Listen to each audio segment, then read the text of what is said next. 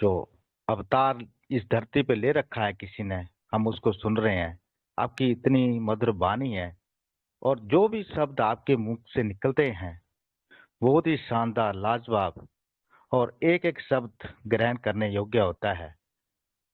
तो मैं आपका आभार व्यक्त करता हूँ, धन्यवाद करता हूँ आपका, क्योंकि आपने एक छोटे से व्यक्ति को, जिसको अभी इतनी सारी नॉलेज भी नहीं है, उसको इस महान मंच पे, दुनिया के सबसे बड़े मंच पे जो आज बोलने का मौका दिया, मैं आपका तहे दिल से आपका आभारी हूँ, धन्यवाद करता हूँ। साथ में मैं सभी गुरुजनों का मैं आदर सम्मान करता हूँ, जिन्होंने मुझे इतने वार्म वेलकम के साथ इस महान मंच के ऊपर दो शब्द बोलने का जो मौका दिया और इतना मान सम्मान दिया, मैं सभी का धन्यवाद करता हूँ। जय श्री राम, जय पहलवान, जय पीबीसी मेटा, जय हिंद, जय भारत। मैं बलवंत सिंह, हिमाचल प्रदेश, डिस्ट्रिक्ट हमीरपुर से बिलोंग करता हूँ। सबसे पहले मैं इस सरस्वती रूपी, ज्ञान रूपी महान मंच एमजीआरडी ग्रुप को मैं नम्र करता हूँ, सशक्त नमन करता हूँ मैं, जो कि हमारे बीच पिछले 4 वर्षों से जो निस्वार्थ भाव से जो सेवाएं दे रहा है, मैं नम्र प्रणाम करता हूँ ऐसे यूनिवर्सिटी को, ऐसे सरस्वती रूपी मंच को। साथ में मैं नमन करता हूँ, ग्रेट सल्यूट करता हूँ मैं इसके संचालक हमारे सम्मानीय शंभू शर्मा जी, जो कि इसको बड़ी बखूबी इस मंच का निर्माण करते हैं और इस मंच का संचालन करते हैं। चाहे वो बिजी हैं, चाहे वो फ्री हैं, लेकिन जो उनका कार्य है वो उस पे खरे उतरते हैं और हम लोगों के बीच हर रोज इस मंच का संचालन करते हैं, जिससे कि हम लोग अपने महान गुरुओं से ज्ञान पा करके जो अपनी लाइफ को आगे बढ़ा रहे हैं, मैं सर नमन करता हूँ। साथ में मैं नमन करता हूँ हमारे ग्रेट लीडर सम्मानीय अशोक कुमार विजय जी, बहुत ही ग्रेट लीडर हैं, बहुत ही मधुर वाणी और एक एक्साइटमेंट के साथ जब हमारे बीच आकर के जो हम लोगों को जो बताते हैं, हमारे भी रोंगटे खड़े हो जाते हैं। जो भी उनकी बात को सुनता है, वो कुछ ना कुछ जरूर सीख के जाता है और जो सोई हुई जो उनकी शक्ति होती है, उनको उठाने का जो काम करते हैं। मैं नमन करता हूँ ऐसे हमारे ग्रेट गुरु जी को। हमारे सुभाष खंडल जी, मैं बता ही चुका हूँ इनके बारे में कि बहुत ही मधुर वाणी और एक एक बात जब हमारे बीच पिरो करके रखते हैं, तो हम लोगों को काफी कुछ इनसे ज्ञान मिलता है, सीखने को मिलता है। तो मैं प्रणाम करता हूँ सर जी को। और इसके बाद हमारे सम्मानीय गुरुओं के गुरु महागुरु अजीत ओझा जी, बहुत ही ज्ञानी, जो कि इस मान मंच के साथ जो 4-5 साल से जो लगातार जुड़े हुए हैं, जो हम लोगों को सेवाएं दे रहे हैं और हम लोगों को भी ज्ञान देने का जो कार्य करते हैं, काफी कुछ सीखने को हमको उनसे मिलता है। हमारे सागर सुमन जी, सम्मानीय सागर सुमन जी, ग्रेट सलूट है इनको, क्योंकि इन्होंने इस मंच के साथ हम लोगों का भी भविष्य उज्जवल किया है। बहुत सारी देन है उनकी, क्योंकि जब भी कोई मुसीबत आई है तो उन्होंने इस मंच पे आकर के हम लोगों को धैर्य, हमारे लोग जैसे होता है ना कि किसी को बीमार व्यक्ति को जब दवाई मिलती है तो वो थोड़ा सा अपने अंदर हौसला रखता है कि नहीं, अब मैं ठीक हो जाऊंगा। उसी तरह से इस मंच पे आकर के जो हम लोगों को जो उन्होंने दवाई देने का काम किया है, हमारा मोटिवेशन बढ़ाने का काम किया है, जो हमारे अंदर शिक्षा का जो ग्रहण किया है हम लोगों ने, उनसे सीख करके मैं धन्यवाद करता हूँ, प्रणाम करता हूँ उनको। हमारे अंकित उपाध्याय जी, बहुत ही ग्रेट लीडर, सभी उनसे परिचित हैं। तो मैं सभी को नमन करता हूँ, प्रणाम करता हूँ। हमारे को होस्ट की भूमिका में हमारे सम्मानीय बलदेव सिंह शौकत जी, हमारे DR इंग्लिश सर, हमारे मुकेश मांचाल सर, महेश मिश्रा सर, सतन श्रीवास्तव जी, हमारे आज के जो होस्ट हमारे अभयराज शर्मा जी, दलवीर धायल जी, बहुत सारे हमारे ग्रेट लीडर हैं, पप्पू सिंह रावत जी, मैं किस किस का नाम लूं, बहुत सारे इस यूनिवर्सिटी से सीख करके जो आज प्रोफेसर की भूमिका निभाते हैं, मैं सभी को नम्र प्रणाम करता हूं। और जिनका भी मैंने नाम नहीं लिया है, मैं सभी को ही नम्र प्रणाम करता हूं, क्योंकि सभी का मैं नाम लेने में बहुत ज़्यादा टाइम लग जाता है, क्योंकि टाइम की लिमिटेशन होती है और सभी गुरुओं से हम लोगों को सीखना होता है। साथ में मैं नारी शक्ति को मैं प्रणाम करता हूं, जिसमें हमारे Sonika Sharma ma'am, Seema Sharma ma'am, Pinkisa ma'am, Sadhvi Bhuvaneshwari ma'am, बहुत सारे इस मंच पे आकर के जो मातृ शक्ति हमारा कंधे से कंधा मिला करके जो हम लोगों का हौसला अफजाई का काम करते हैं, हम लोगों को जो ज्ञान की वर्षा करते हैं, मैं सशक्त नमन करता हूं सभी को ही।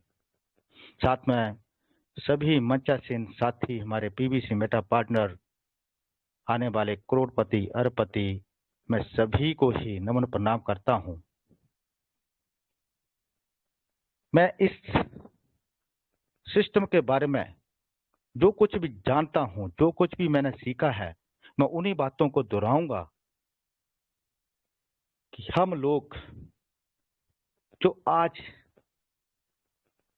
इस सिस्टम में जो हम लोग इकट्ठे हुए हैं, पूरे भारतवर्ष के कोने कोने से जो आज हम लोग एक दूसरे को पहचान रहे हैं और एक दूसरे से जो ज्ञान ले रहे हैं, जो सीख रहे हैं, वो क्यों आ रहे हैं, किस लिए आ रहे हैं, और जब भी हम कोई काम करते हैं तो क्यों कहीं पे जाते हैं। इस सिस्टम को करने से पहले मैं एक चीज जरूर बताऊंगा कि जब भी हम कोई काम करते हैं तो हम लोगों के बीच सबसे बड़ा क्वेश्चन मार्क होता है भाई का, कि हम लोग क्यों कर रहे हैं। भाई सबसे बड़ी रुकावट है हमारे अंदर।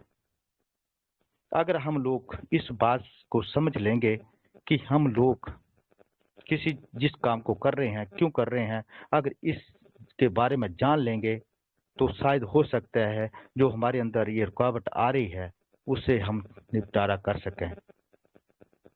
दूसरा आता है कि अगर हमारा भाई क्लियर हो गया है तो अपने अंदर नेगेटिविटी, जो एक नकारात्मकता जो हमारे बीच है, आज की डेट में अगर 100 इंसान से हम लोग मिलते हैं तो उनसे 95 जो इंसान होंगे वो टांग खींचने का काम करते हैं, वो कभी भी किसी को आगे नहीं बढ़ने देते, क्योंकि ना तो वो खुद बढ़ना चाहते हैं, ना तो किसी को बढ़ने देते हैं। ये दस्तूर है।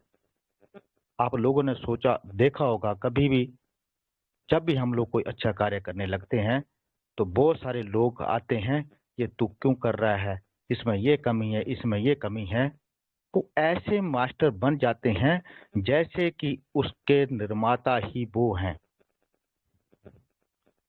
पहले तो हम लोगों को ये जान लेना चाहिए कि जो बात कर रहा है हमसे वो उसके बारे में कितना जानता है, जिसके बारे में हम लोग जान रहे हैं, जिसके ऊपर हम लोग कार्य कर रहे हैं, जो सिस्टम में हम लोग जुड़ रहे हैं, जिस सिस्टम के साथ हम जुड़ रहे हैं और जिस पे हम कार्य कर रहे हैं। ये जब चीजें हम लोगों के बीच से क्लियर हो जाएंगी तो जो रुकावटें हैं हम लोगों को आगे बढ़ने से रोकती हैं, फिर कोई भी ताकत दुनिया की नहीं है जो कि हम लोगों के बीच रुकावट बन सके। जब जब भी इस धरती पे कोई मुसीबत आई है, किसी प्रकार की कोई रुकावट आती है, तो इस धरती पे उस ईश्वर रूप शक्ति ने अवतार लिया है। आप सभी लोग इस बात से वंचित नहीं हैं, सभी आप लोग किसी न किसी आध्यात्मिकता से जुड़े होंगे, आप भली भांति इस चीज को जानते हैं।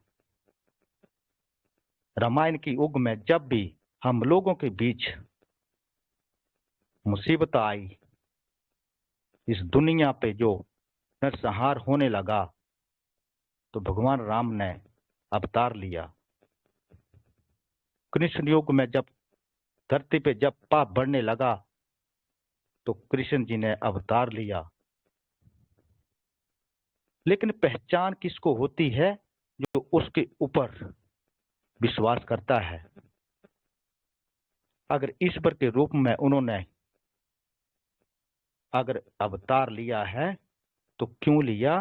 क्योंकि इस जो मनुष्य की बात को मनुष्य ही समझ सकता है, मनुष्य ही समझा सकता है, अन्यथा किसी और भेष में वो अवतार ले सकते थे। उसी प्रकार आज इस धरती पे अगर आज एक गरीबी नाम की जो बीमारी फैली हुई है, उसको निकालने के लिए एक भगवान के रूप में डैनियल जोसेफ सर, सम्मान्य हमारे इस पीबीसी मेटा पर्ल वाइन के फाउंडर ने अवतार लिया। सिर्फ पहचानने की जरूरत है, हम लोगों को जानने की जरूरत है। अगर हम लोग इन चीजों को जानेंगे, पहचानेंगे, तभी आगे बढ़ पाएंगे, तभी काम कर पाएंगे हम लोग। आज हमारे शंभू शर्मा जी को क्या जरूरत है इन चीजों को रोज हमारे बीच लेकर के आने की, इस मंच को ओपन करने की? वो भी एक इंडिकेट है उस मालिक का, उस गुरु का, उस ईश्वर का, कि आप जाइए, मैं आपको सेवा देता हूं, कि जो इस गरीबी नाम की जो बीमारी है, उसके निकालने में आप लोगों का सहयोग चाहिए। उसके साथ जितने भी हमारे गुरु हैं यहाँ पे, उनको सभी को इसमें इन्वॉल्व किया गया और उनको ये कार्यभार सौंपा गया कि जाइए, जो भी इस चीज को समझता है, इस बीमारी को खत्म कीजिए। तो ये सारी चीजें समझने की हैं, सोचने की हैं। जब जब भी इस पीबीसी मेटा का फ्यूचर में नाम लिया जाएगा, तो इतिहास में एमजीआरडी और जितने भी पीबीसी मेटा से रिलेटेड जितने भी मंच हैं, सभी को याद किया जाएगा। साथ में याद किया जाएगा कि इसका प्रेजेंटेशन प्लान किसने किया था। तो मैं आज बड़े गर्व के साथ कहता हूं कि हमारे सम्मानीय डीआर इंग्लिश सर जी का नाम इतिहास में लिखा जाएगा, क्योंकि उनके आज पीडीएफ प्लान के कारण हम लोगों के बीच जितनी सरलता हम लोगों को इस प्लान को समझने में, बताने में है, शायद हो सकता है ये चीज हम लोगों के बीच नहीं आती, तो हम लोग किसी को भी ठीक ढंग से बता भी नहीं सकते।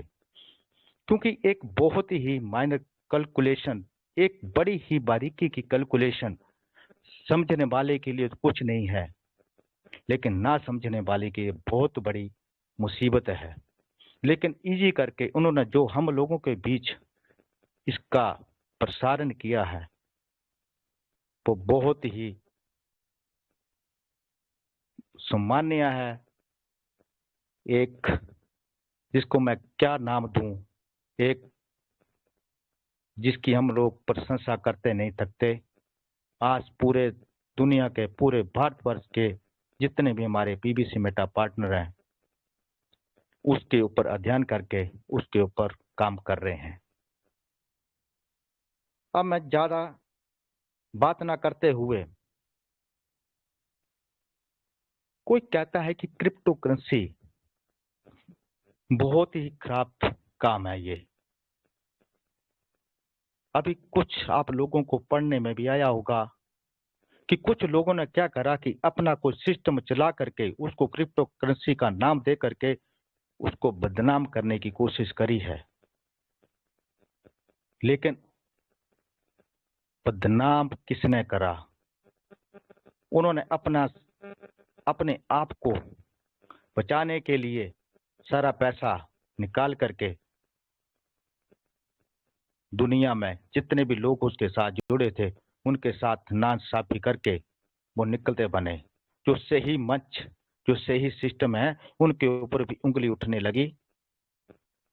लेकिन समझने की जरूरत है कि ये सिस्टम जिसमें हम काम कर रहे हैं, इसका बेस क्या है, इसका आधार क्या है। जब तक हम किसी आधार को, किसी बेस को नहीं समझेंगे, तब तक उसमें कार्य नहीं कर सकते। अगर हम आंखें बंद करके किसी सिस्टम के साथ जुड़े हैं तो वो गलती किसी की नहीं, गलती हमारी है। अगर हम लोग जानबूझ के कुएं में कूद जाएंगे तो गलती किसकी है? हमारी है। आज इस जो हमारा पीबीसी नाम, पीबीसी मेटा जो सिस्टम है, उद्योग है, हमारे डीआर इंग्लिश सर कहते हैं उद्योग है। मैं इसको कहता हूं कि अगर क्रिप्टो करेंसी में जाना है तो और बहुत सारी क्रिप्टो करेंसी हैं, वहां पे पैसा लगाइए और वेट करिए कि हमारा ये कब ऊपर जाएगा, रेट अप होगा तो उसमें से मुनाफा कमाएंगे, आगे बढ़ेंगे। कहां से इसमें मैं कहां से बोलूं? ये पीबीसी मेटा जो है एक क्रिप्टो करेंसी है, क्योंकि इसने पहले ही ऑफर दे रखा है कि आप लोग किस तरह से पैसा कमाएंगे। आप जितना पैसा यहाँ पे इन्वेस्ट करेंगे और जितने पैसे से इस सिस्टम में जुड़ेंगे, कहाँ से पैसा लगता है, उतने का माल तो हम लोगों को पहले दे देते हैं और वो कहते हैं कि 28 महीने के लिए इस सिस्टम में आइए और दुगना लेके जाइए। अगर आप लोग कंपाउंडिंग रीफार्मिंग करते हैं तो कैसे 7.5 गुना बना करके लेके जाएंगे। अगर इसका रेट ऊपर जाता है तो हम लोगों की बल्ले बल्ले, अगर नहीं जाता है तो जितना हमने डाला था, जितना वादा किया था, वो तो सिस्टम ने देना ही देना है। ये आप लोग भली भांति से जानते हैं। अगर हम लोग सब्र कर सकते हैं, 2 लाख रुपया, 4 लाख रुपया एफडी कर करके 10 साढ़े 10 साल का आज हम लोग धैर्य कर सकते हैं, तो क्यों ना हम लोग आज इस सिस्टम में आकर के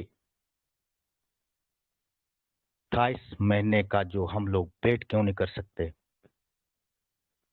जैसे कि हमारे पप्पू सर जी ने बताया भी था कि हम लोग इसको 9 साल 3 महीने तक कंपाउंडिंग रीफार्मिंग करते रहेंगे तो 50-55 हजार रुपए का हम लोग 12.5 करोड़ रुपया कैसे बना सकते हैं।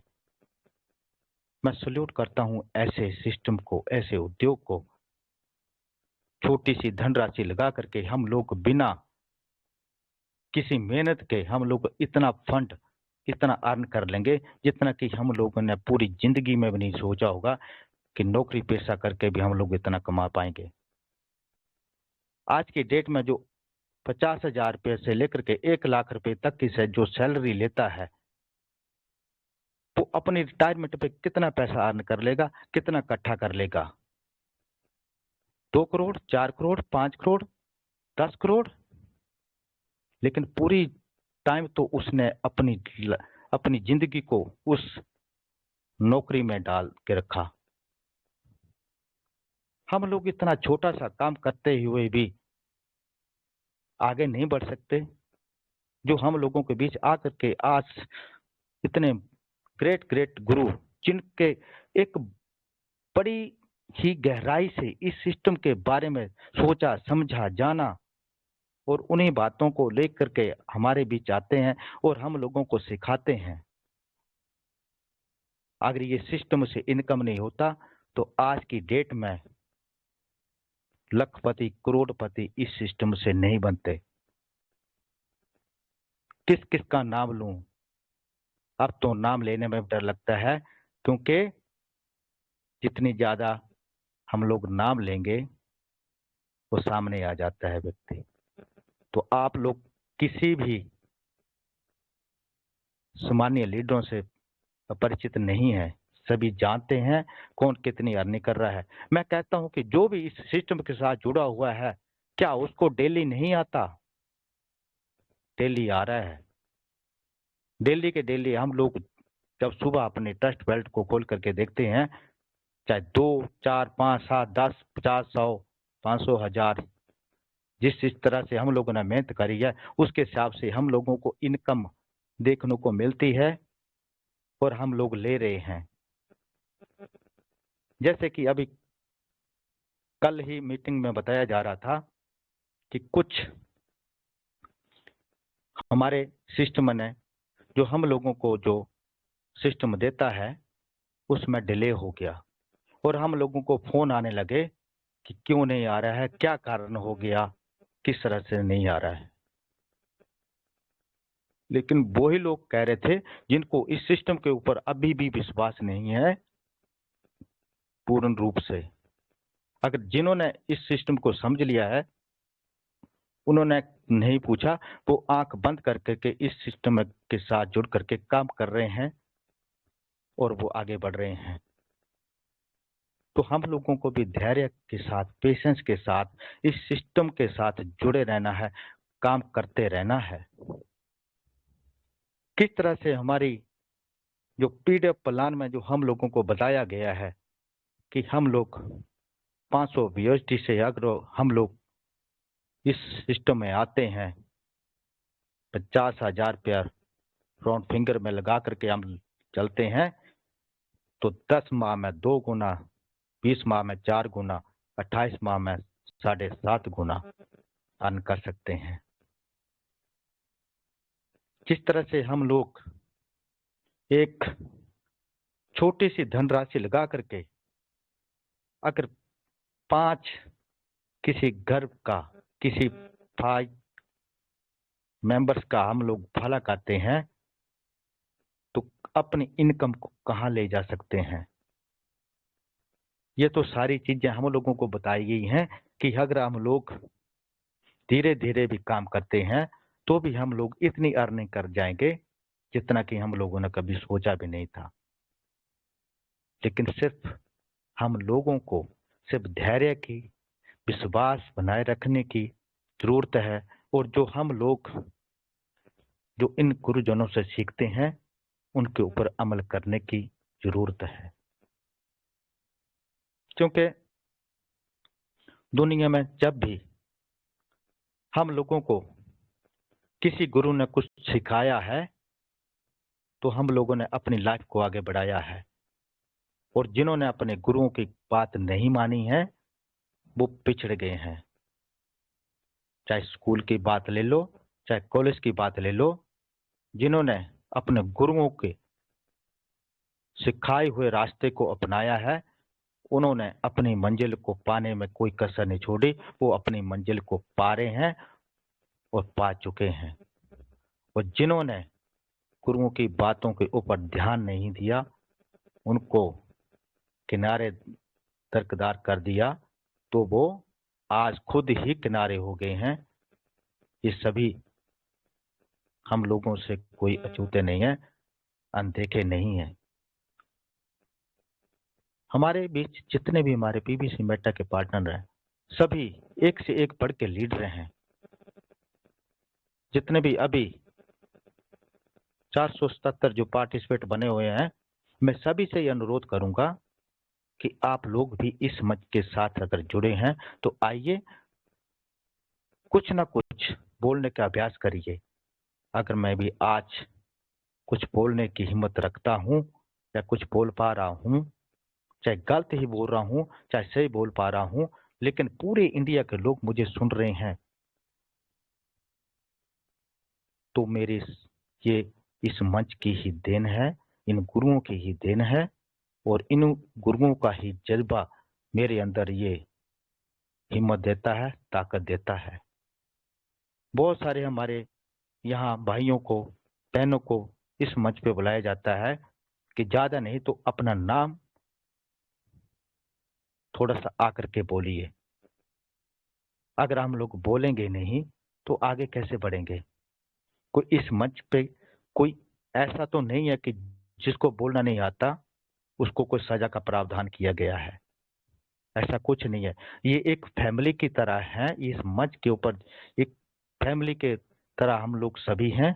तो अपनी फैमिली के बीच बोलने में हम लोगों को किसी प्रकार की भी कोई हिचकिचाहट नहीं होनी चाहिए। अगर हम लोग बोलेंगे नहीं तो हम लोगों के बारे में, किसी के बारे में क्या पता चलेगा कि उनके अंदर क्या कमी है और उनको क्या दिक्कत आ रही है। क्योंकि अब लोग हम लोग जब तक अपनी किसी के आगे समस्या नहीं रखेंगे, बात नहीं रखेंगे, तो किसी को क्या पता कि इसको किस चीज की जरूरत है। तो मैं ज्यादा ना बोलते हुए, क्योंकि सीखने सिखाने वाले हमारे बहुत सारे गुरु हैं यहाँ पे। हमारे हर एक तरह के, हर एक प्रकार की हम लोगों को शिक्षा देने आते हैं हमारे गुरु यहाँ पे। अगर कोई मैथ पढ़ाता है तो वो मैथ का ही सब्जेक्ट लेकर के आते हैं। अगर कोई हिंदी पढ़ाता है तो हिंदी का सब्जेक्ट लेकर के आते हैं। हम लोगों को सभी प्रकार की यहाँ से शिक्षा लेनी है और आगे बढ़ना है। क्योंकि मैं भी सीख ही रहा हूँ, मैं भी इतना ज्ञानी नहीं हूँ, लेकिन जो भी मैं कुछ बोल रहा हूँ, मैं इस मंच के माध्यम से ही बोली हुई बातों को मैं बोल रहा हूँ। अगर हम लोग जिंदगी में कुछ करना चाहते हैं, कुछ पढ़ना चाहते हैं और इस गरीबी नाम की बीमारी से छुटकारा पाना चाहते हैं, तो उस ईश्वरीय शक्ति को पहचानिए और आगे बढ़िए। दौड़ना नहीं है। अगर दौड़ना नहीं है तो धीरे धीरे चलिए, बस रुकिए मत। धीरे धीरे भी चलेंगे तब भी एक ना एक दिन हम लोग अपनी मंजिल को पा लेंगे। 2030 तक, मैं ज्यादा लंबा टाइम लेकर के चल रहा हूँ, 2030 तक अपने आप को पहचानने में भी हम लोगों को दिक्कत होगी कि हम लोग क्या थे और आज क्या हैं। लेकिन एक चीज मैं जरूर बोलूंगा, अगर किसी के अंदर धन दौलत इतनी ज्यादा भी हो जाएगी, अपने अंदर मैं कभी मत लेके आना। क्योंकि जब भी ईश्वर देता है किसी को तो उसका शुक्रिया अदा करना चाहिए, उसका धन्यवाद करना चाहिए। अगर हम लोग उसके ऊपर अपने आप को ही समझ लेते हैं कि मैंने करा है, ये मेरी कमाई हुई है, क्योंकि कहते हैं कि उस ईश्वर के बिना एक पत्ता भी नहीं हिल सकता, तो उसके बिना हम लोग कुछ कर भी नहीं सकते। अगर उसकी कृपा हम लोगों के ऊपर हुई है तो हम लोग यहाँ आकर के कमाएं और अपने आप को सहनशील बना करके रखें, अपने अंदर शीलता बना करके रखें। जैसे हमारे कितने बड़े अर्नर इस मंच पे आते हैं, वो दिखाई दे रहे हैं सभी को, कोई अनजाना नहीं है। लेकिन अगर आप उनकी वाणी को सुनेंगे तो 1% भी नहीं लगता कि वो कितनी ज्यादा अर्निंग कर रहे हैं। अपने अंदर वो भाव होना चाहिए, लगना चाहिए कि अगर हम लोग किसी सिस्टम से अगर हम लोगों ने अर्न करा है तो वो कैसे इंसान है, कितने अच्छे इंसान हैं। इससे पहचान होती है अपने इस सिस्टम के बारे में जिसको हम लोग कर रहे हैं। हाँ, अगर उसका वेट करना है कि कब रेट बढ़ेगा, कब हम लोग आगे बढ़ेंगे, तो पीबीसी मेटा के अलावा और भी बहुत सारी क्रिप्टो करेंसी हैं। अगर हम लोग आज बिटकॉइन करना चाहें तो बिटकॉइन में एंट्री भी नहीं कर सकते। अगर हम लोग इथेरियम में एंट्री करना चाहे तो उसमें भी नहीं कर सकते। बहुत सारे हैं हमारे बीच। अगर आज हम लोगों को मौका मिला है एक पीबीसी मेटा में एंट्री करने का, तो उसमें एंट्री करिए, कराइए और अपने आप को और अपने उन भाइयों को आगे बढ़ाइए जिनको इसकी जरूरत है। उनको सिर्फ एक ही काम है, इस मंच पे लेके आइए, क्योंकि इस मंच पे आकर के इसके बारे में संपूर्ण जानकारी हम लोगों को मिलेगी, सीखने को मिलेगा। यहाँ पे किसी प्रकार का कोई पैसा नहीं देना पड़ेगा। हाँ, एक चीज मैं जरूर कहता हूं कि आज अगर हम लोग इस मंच से अगर हम लोग अपने आप को दूर कर रहे हैं और जो गुरु, जो प्रोफेसर इस सिस्टम के साथ जुड़ करके हम लोगों को सिखा रहे हैं, ये पक्की बात है कि आगे आने वाले टाइम में पैसे दे करके भी उनसे सीखने को नहीं मिलेगा। अगर हम लोगों ने इतना ज्ञान लेना होगा तो काफी कुछ धन राशि हम लोगों को यहाँ पे लगानी पड़ेगी, देनी पड़ेगी, तो सीखने को मिलेगा। लेकिन उसमें भी लाइन में लगना पड़ेगा। अगर आज हम लोगों को फ्री में कोई चीज मिल रही है तो हम लोगों को जल्दी से जल्दी वो अपना लेनी चाहिए, उसको ग्रहण कर लेना चाहिए। हमारे सम्मानीय डीआर इंग्लिश सर ने बहुत ही कटुतापूर्वक जो बात बोली थी कि मैंने गलती कर दी इस पीडीएफ को बना करके। दोस्तों, आप लोग इसका भावार्थ नहीं समझे थे। क्या जरूरत थी इनको ऐसा पीडीएफ बनाने में? वो हम लोगों के लिए ही बनाया है। हम सभी पीबीसी मेटा में जो काम कर रहे हैं उनके लिए ही बनाया है। अगर उन्होंने अपने लिए ही बनाना होता तो वो क्यों हम लोगों के बीच लेकर के आते, और क्यों उन्होंने ऐसी बात बोली? बड़े दुखी मन से जब भी कोई बच्चा नहीं मानता है तो पेरेंट्स उसको डांट करके कहते हैं कि मैंने पैदा करके तुमको गलती कर दी है, लेकिन वो बाहरली मन से बात करते हैं, अंतर आत्मा कुछ और बोलती है। उसी तरह से उन्होंने भी बात करी थी कि मैंने गलती कर दी है इस पीडीएफ को बना करके। क्योंकि इस पे प्रॉपर तरह से काम नहीं हो पा रहा है और कर नहीं रहे हैं हम लोग सभी। अगर हम लोग उसको पढ़ेंगे, समझेंगे, लोगों को लोगों के बीच लेकर के जाएंगे, तभी उसका फायदा है। अन्यथा वो एक कागज का टुकड़ा है, वो हम लोगों के बीच एक पिक्चर है।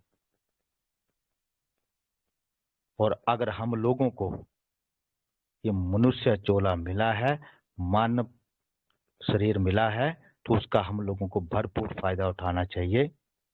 जैसे कि हमारे पप्पू सर जी ने बहुत ही एक दिल को दहला देने वाली बात बोली थी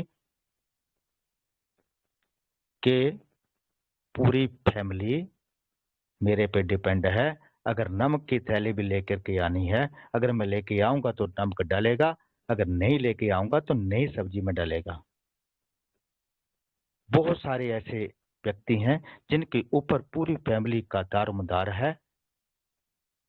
क्या हम लोग अपनी फैमिली के लिए क्या छोड़ के जाएंगे, क्या करेंगे? उन्होंने एक बड़ी दिल दुखने वाली बात बोली थी और सत्य भी थी कि अगर आज कुछ अनहोनी हो जाए